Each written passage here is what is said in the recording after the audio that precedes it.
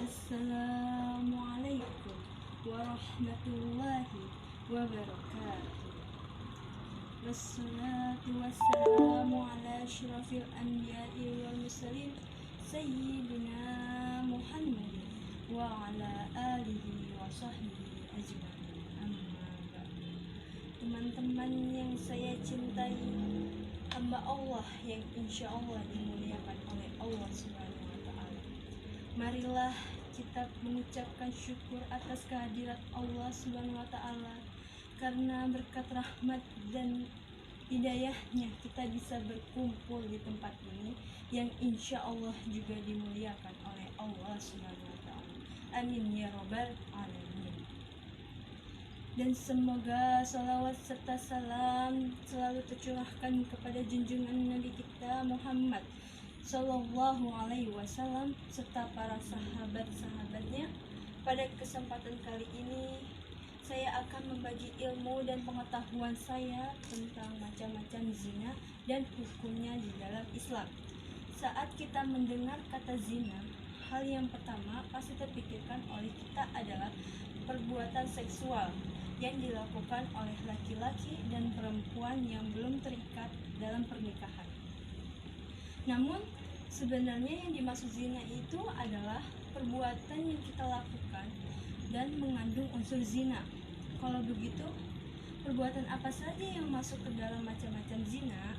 Sebuah hadis dari Abu Hurairah radhiyallahu anhu bahwa Rasulullah Shallallahu Alaihi Wasallam bersabda, yang artinya kedua mata itu bisa melakukan zina, kedua tangan itu bisa melakukan zina, kedua kaki itu bisa melakukan zina, dan kesemuanya itu akan dibenarkan atau diingkari oleh alat kelamin.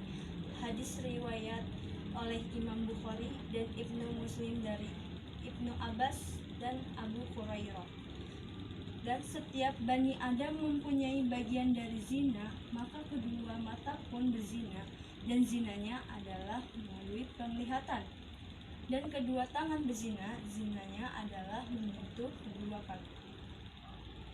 Kedua kaki berzina, zinanya adalah menuju perbuatan zina. Mulut melakukan zina, zinanya adalah mencium. Hati dengan keinginan dan berangan-angan, dan kemaluannya lah yang membenarkan atau menggagalkannya. Hadis riwayat Bukhari. Dari hadis-hadis di atas dapat disimpulkan bahwa ada beberapa jenis zina, yaitu yang pertama, zina mata. Apa sih itu zina mata? Zina mata adalah yang dilakukan saat muslim dan muslimah memandang lawan jenisnya, menatap matanya, dan berlama-lama bertatapan dengannya. Yang kedua, ada zina tangan. Apa sih itu zina tangan?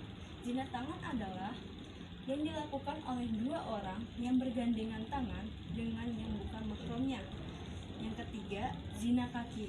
Apa sih itu zina kaki? Yaitu zina yang terjadi salah seorang muslim dan muslimah melangkah kakinya menuju perzinaan. Selanjutnya ada zina mulut. Zina mulut, kalian tahu nggak zina mulut apa? Zina mulut itu, zina ini tidak hanya saat muslimah dan muslimin berciuman dengan yang bukan mahramnya, tapi juga saat seseorang muslim dan muslimah membicarakan lawan jenisnya. Selanjutnya ada zina hati, hampir sama dengan pikiran, yaitu saat muslimah dan muslimah berangan-angan atau memikirkan tentang lawan jenisnya. Memang kelima zina ini termasuk macam-macam zina kecil, namun jangan pernah menyepelekan hal-hal kecil, karena dari hal kecil akan menuju hal yang besar. Ya, macam-macam zina kecil inilah yang akan memberangkatkan kita menuju zina yang besar. Nauzubillahi min zalik.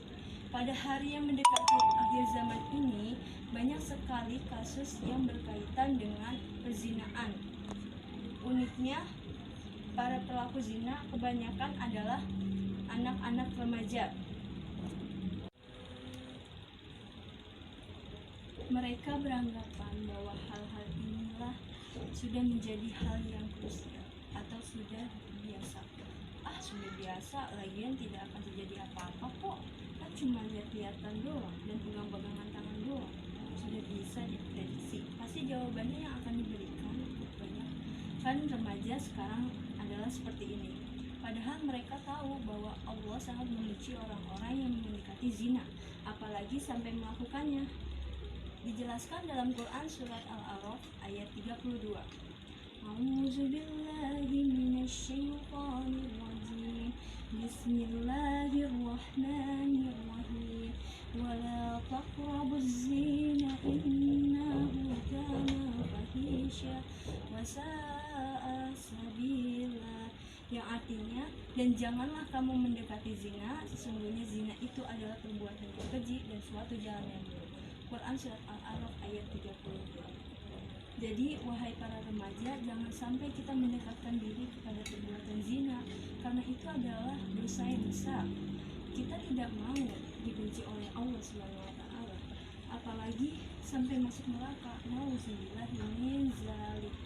Lantas apa yang harus kita lakukan untuk menghindari hal-hal tersebut? Tenang saja, saat ada masalah pastilah ada solusinya yang menghindarinya, karena Allah itu tidak akan membiarkan hambanya menghadapi masalah tanpa memberikan solusinya. Ya, banyak sekali hal-hal yang bisa kita lakukan untuk menghindari hal-hal tersebut, yaitu yang pertama, mendekati diri kepada Allah Subhanahu wa taala. Yang kedua, membaca Al-Quran dan mengkaji atau memahami maknanya dengan baik. Yang ketiga, menghindari tempat-tempat maksiat yang dapat menjerumuskan kita kepada perbuatan-perbuatan zina. Yang keempat, berteman dengan orang-orang yang soleh, karena mereka lah yang akan mengingatkan kita akan bahaya-bahaya darinya. Jadi wahai kaum muslimin dan muslimah, teman-teman ikhwan dan akhwat yang insya Allah dimuliakan oleh Allah Subhanahu wa taala, marilah kita sebagai kaum muda penerus bangsa menjunjung tinggi ilmu agama dan menjauhkan diri dari hal-hal yang menjerumus kita kepada perbuatan dosa, khususnya zina. Kiranya jangan sekalipun kita mendekati, apalagi sampai melakukannya. Ingatlah bahwa Allah sangat membenci orang-orang yang mendekati zina. Maka jadilah orang-orang yang dicintai oleh Allah Subhanahu wa taala, bukan orang yang dibenci oleh Allah Subhanahu wa taala. Dan saya menghimbau kepada teman-teman yang masih sering khilaf, yang tanpa sadar melakukan perbuatan yang menjerumus kepada perbuatan zina. Ayo kita insaf dan mendekati kepada Allah Subhanahu wa taala. Dan yang sampai sekarang ini yang alhamdulillah masih kuat imannya, belum pernah mendekati zina, jangan pernah sekali kamu mendekati zina.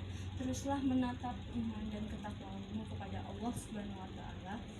Iman dan ketakwaanlah yang akan menyelamatkanmu dari panasnya api neraka. Semoga kita selalu dalam lindungan Allah Subhanahu wa taala. Amin ya rabbal alamin. Wabillahi taufiq wal hidayah. Wassalamualaikum warahmatullahi wabarakatuh.